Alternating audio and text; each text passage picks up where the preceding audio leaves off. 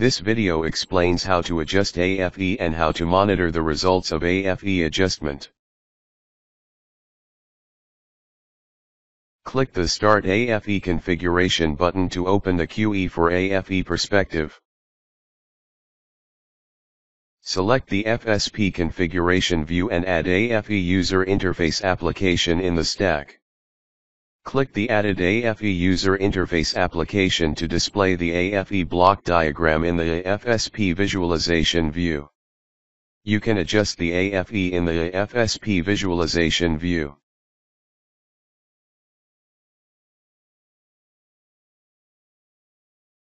Adjust the AFE by modifying each setting in the block diagram and filter settings.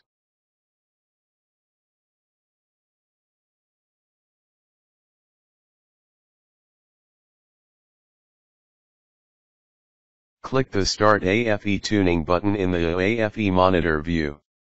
You can now monitor the results of AFE adjustment.